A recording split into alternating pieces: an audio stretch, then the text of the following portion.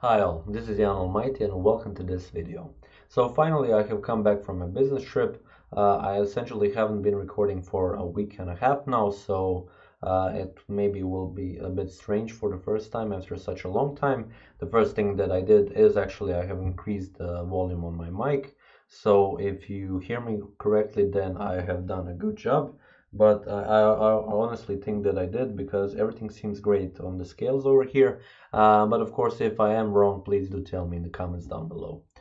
For today, I actually prepared another type of video, again, a blunders video, but I will save that for some other occasion because today it is Karpov's birthday.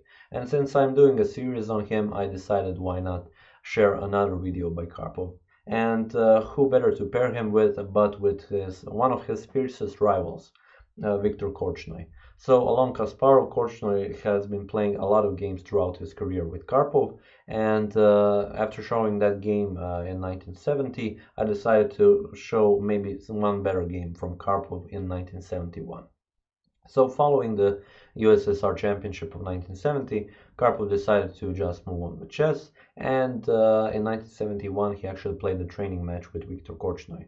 They played 6 games, maybe I'll show some more, but this is one of them. And here we have Karpov with the white pieces playing with against Korchnoi with the black pieces. And he starts with e4, of course.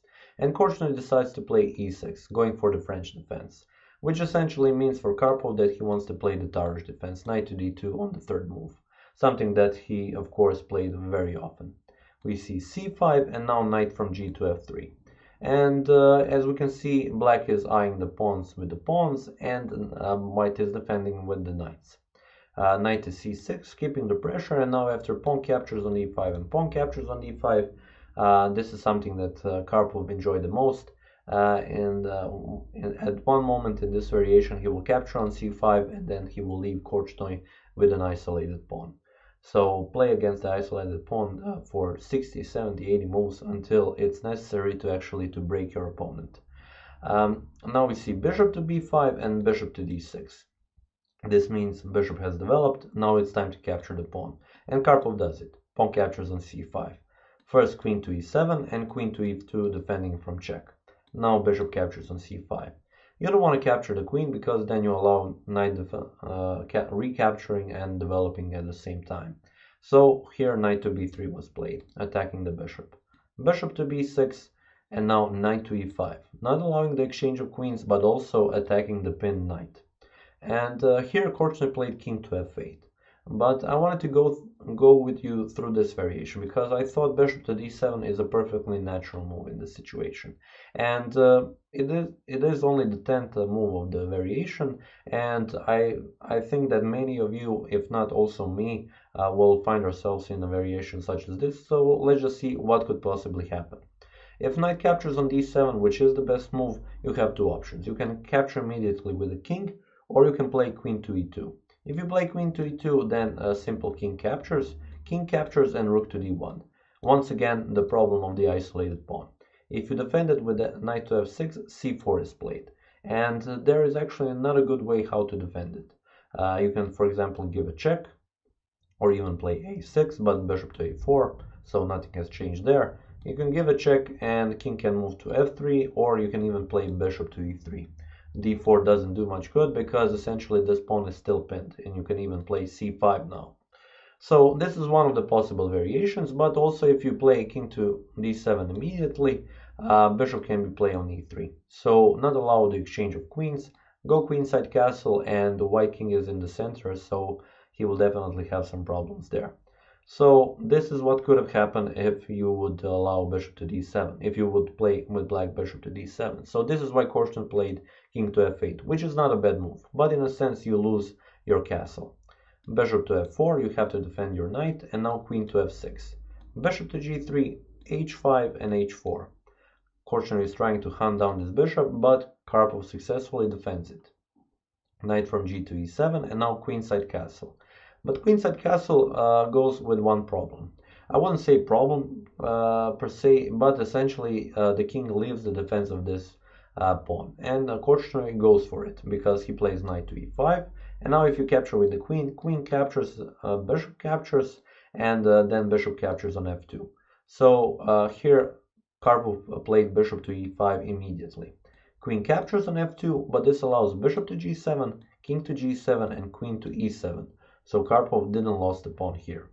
But he allowed one other idea, which is bishop to f5.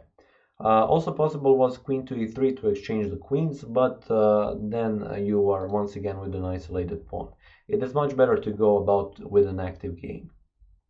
So here you have to find a way how to actually defend your pawn here. First, Karpov decided to give a check, f6, queen to e7, and king to g6. But still, now you don't have any more checks and you really need to defend your pawn, because it will get checkmated. If you play something like bishop to d3, then the rook can just simply attack the queen. You can capture the bishop, queen captures, and when you move the queen, rook to e2, attacking this pawn. Of course, you don't want to capture this pawn, but the main threat is attacking this pawn, and also threatening rook to c8. And this wouldn't be very good for white, essentially. So this is one of the options. The other option is queen to e2, but then once again rook to c8 and try to actually attack this pawn. If you play something like c3, then you're definitely in trouble after queen captures, bishop captures, and bishop to e3. These two bishops on these diagonals are very deadly. So the only thing I think the best thing that you can do is here play rook to d2. Of course, now bishop to e3 can be played, but Karpov actually has something in mind. He plays rook to f1. Bishop captures it with check, knight captures, and now you have to move the queen. And this is actually the critical position in the game. And what do you have to keep in mind? A couple of things actually. So Black's king isn't that well placed. White king is actually very good placed. He is in castle, and he is very well defended by the pawns and the knight. But of course there are some threats on the c file, but nothing too major. On the other hand, Black's king doesn't have the pawn support, and he is essentially cut off from his 7th rank. So you need to find a way how to actually lure him closer in order to give some threats or even give checkmate. And this is something that you have to think about. And what is the main threat here with this rook to f1? When you move the queen, for example, queen to g3, bishop to d7 is a big threat. And the main reason is because if this bishop moves for some reason, rook to f6 is checkmate. So essentially you cannot move this bishop, and you cannot defend it either. If you played queen to e5, bishop captures on f5, and this is definitely not the best position for black. So you not just lose the piece, you also go into a terrible position. So there is a problem of this f6 pawn and going away from this bishop. So you have to defend this pawn. The best way to defend it is to play queen to b6. Now bishop to d7 doesn't work because you can just simply take the bishop and the queen is defending on f6. If white can play rook to f5, king to f5, you can go about chasing this king and giving him a lot of checks. But you will also see this in this other variation. So Korchnoi decided to play queen to d4, another move that defends on f6. We see rook captures on f5 and king captures on f5. But I want to stop here for a minute and tell you about my thinking when I was going through this game. So obviously here white is an exchange down, and essentially it is a worse thing when we go about it as from the material standpoint. But positionally, as I previously mentioned, Black's king isn't looking too good. So essentially what you need to do, you need to play actively, and you have to play against your opponent's king, definitely if he is placed so bad. So one thing that you can do, and of course that you have already seen, what Karpov did in the game, you can lure him in even closer, playing something like rook captures on f5, king captures on f5, and bishop to d3. Now this bishop doesn't allow him to go back. This pawn is defending on g5, this queen is defending on the e file, so king has to go further, king to f4. And now is the time to actually to sit down, because you're playing a classical game. It is time to earn your point, because here white is winning, but the win isn't so simple to find, because essentially this king can go on a lot of squares, and he also has a lot of pieces to move. essentially the main one is this queen, which is very close to the defense of the black's king. But when you think about it, one of the main things that you can do in situations like this is limit the squares where the black king can go to. So as we have already established, this bishop is eyeing this diagonal, this queen is eyeing this file, and this pawn is defending, so is stopping actually the king to go back in his own ranks. And this is something very good. But in a sense, to actually go about it even further, you should play something like queen to e2.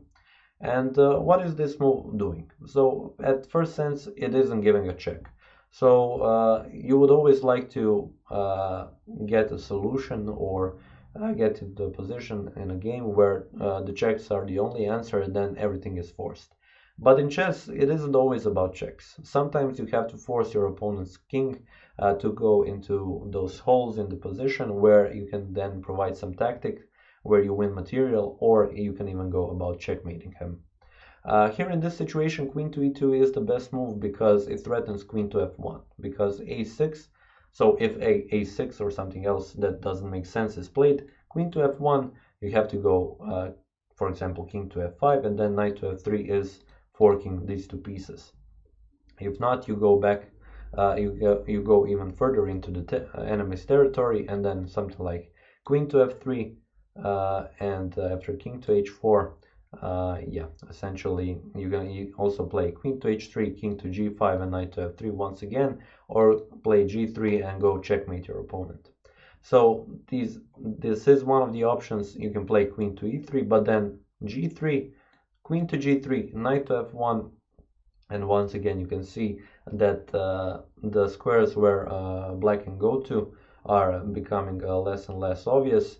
You can play here queen to f3, but then once again, what do? You limit the squares where the king can go to. You go back with the queen, threaten queen to f5, and this is pretty much unstoppable. So sometimes it is good not to think in terms where can I give a check, but also where can I stop the black king from moving, or where can I stop my opponent's pieces from moving in order to achieve better position.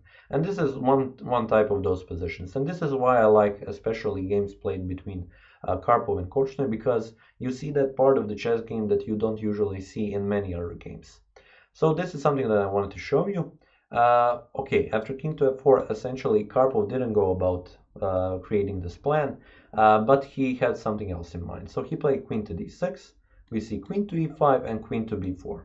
Now d4 defense and knight to e4. So Karpov is moving into a different direction, but still he has the right idea. He is limiting the black's king, but also he is trying to provide some other threats. And now we see king to f5 going on this diagonal, but there aren't any good checks. We see queen to b7, still keeping the queen on this side of the board so that the king doesn't go too further into the position. And what would happen if you, for example, attack the queen? There is this knight to g5, king if goes cannot go here, cannot go here. If he goes back to f4, then he gets checkmated on f3, so you have to go to g4, queen f3, king h4, knight to h4, and once again you're in a position where you will be checkmated. So giving threats and limiting the squares where the king can go to, and he cannot even attack you with the rook. So in this position, Korchnoi could have gone to e6, but he decided to go the other route, king to g4. Bishop to e2 check, and now he got greedy. He played king to h4. So it could be a good move, because essentially what happens when this knight moves, you can go to g5 and go to h6. You can fall back through the dark squares because white has a light square bishop. But he missed one idea which Karpov already had in mind. g3 check. King to h3 is the only move, and now knight to f2. Moving the knight from this diagonal so that the queen can enter the game. King to h2 and queen to h1 check. So I didn't want to go through king to g3 variation because essentially now it is forced. King to g3, knight to e4 check, and here in this position, what you can do, you can give up your queen for the knight, or you can play the only move, which is king to f4, but after this, as you can see, there is this queen to f3 checkmate. So Karpov, what he did, he checkmated Korchnoi in this training match, in this game, in the 34th move. So a very nice game, and I would say a very nice lesson. So I'm really glad that I can show you it, yeah, share this with you in this video, especially on Karpov's birthday. So this is pretty much it. I would like to thank you for watching this video, and I will see you tomorrow with another blunders video.